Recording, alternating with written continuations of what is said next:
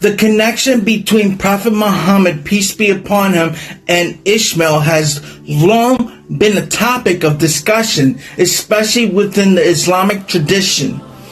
According to Islam, Prophet Muhammad, peace be upon him, is a descendant of Ishmael, the son of Abraham. The Bible itself contains several verses that, when viewed from an Islamic perspective, aligns with this belief. In Genesis 16:11-12, we find the angel of the Lord speaking to Hagar, the mother of Ishmael, saying, "You are now pregnant and will give birth to a son. You shall name him Ishmael, for the Lord has heard of your misery. He will be a wild donkey of a man. His hand will be against everyone and everyone's hand against him, and he will live in hostility towards all his brothers." This passage is often cited in Islamic teaching as a prophecy concerning Ishmael descendants. Ishmael line, the Arab people, are often depicted as living in conflict with others, a theme that has historically aligned with the challenges faced by Arabs nations.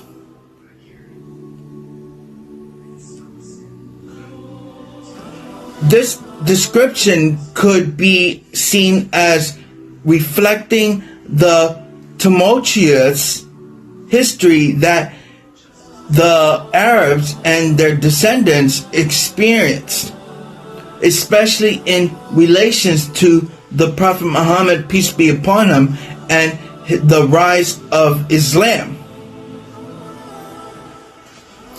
Genesis 17:20 further emphasizes the blessing upon Ishmael. As for Ishmael, I have heard you. I will surely bless him. I will make him fruitful and will greatly increase his numbers. He will be the father of 12 rulers, and I will make him into a great nation. This verse is significant in Islam because it highlights the promise of greatness made to Ishmael, who would father a great nation. According to Islamic tradition, Muhammad is seen as a descendant of Ishmael, and through him, the Arab people and the broader Islamic nation became a great people, spreading Islam across the world. Genesis 21:17-18 continues this theme, where God promised to make a great nation out of Ishmael, reaffirming the divine plan for his lineage.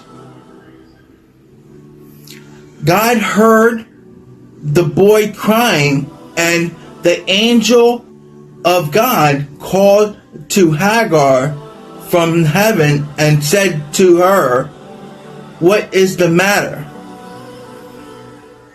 Hagar? Do not be afraid. God has heard the boy crying as he lies there. Lift the boy up and take him by his hand, for I will make him into a great nation. This great nation is often understood in Islam to refer to the Arab people, and Prophet Muhammad, peace be upon him, is seen as the fulfillment of this divine promise. In Isaiah 42:1-4, there is a passage that some Islamic scholars believe refers to the coming of Muhammad, peace be upon him. Here is my servant, whom I uphold, my chosen one, in whom I delight. I will put my spirit on him, and he will bring justice to the nations. He will not shout or cry out or raise his voice in the streets.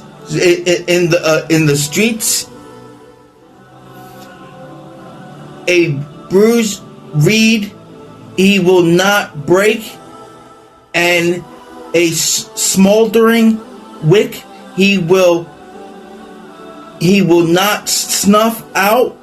In faithfulness he will bring forth justice. He will not falter or be discouraged till he establishes justice on earth. In his teaching, the islands will put their hope.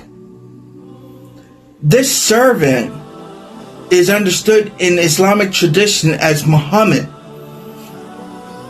who was sent to bring justice, and his teachings spread throughout the world.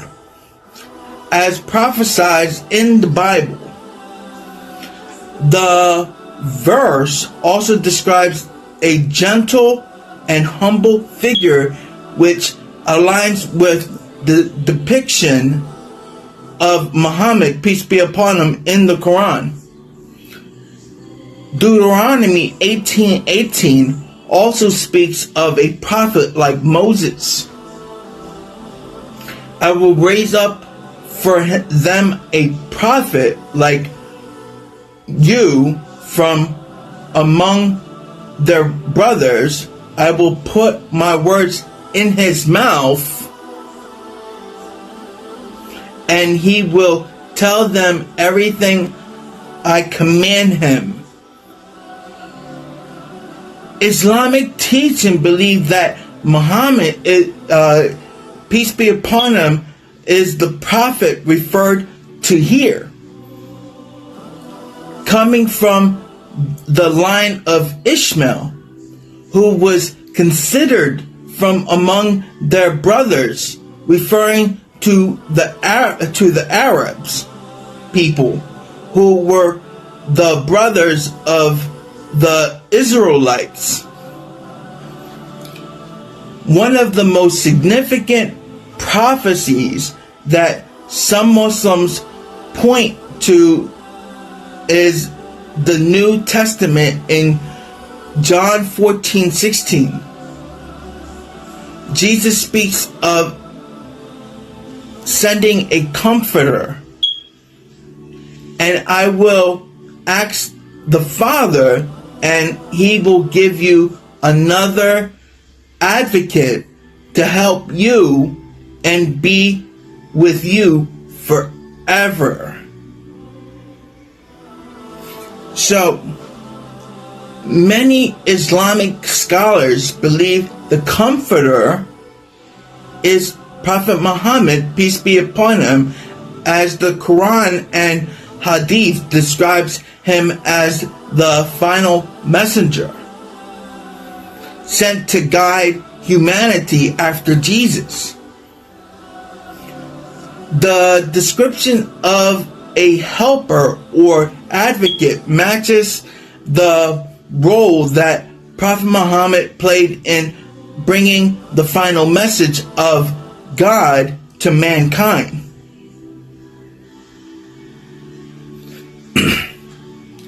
Additionally, the Bible speaks of a man who would be illiterate and unable to read or write, which some Islamic scholars believe points to Prophet Muhammad, peace be upon him. In the Quran, it is stated that Muhammad was illiterate, and an important aspect of his prophethood in the Bible, this is often interpreted as a sign of the divine nature of the message itself, as it came from an unlettered man, showing that it could only have been revealed by God. There's also the significant event of Prophet Muhammad receiving revelation while meditating.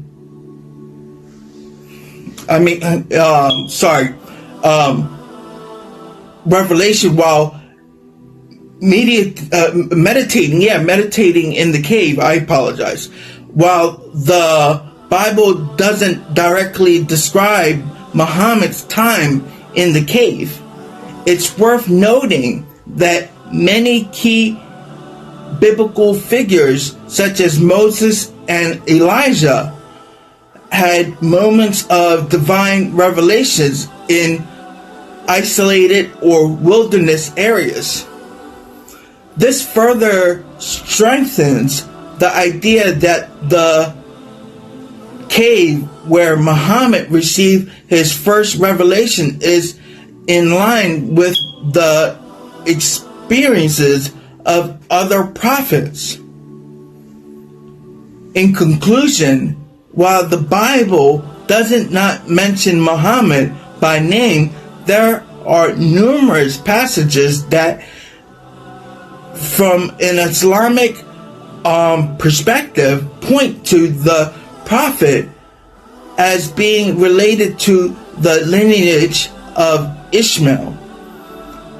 From prophecies about a great nation rising from Ishmael descendants to descriptions of a prophet who would bring justice.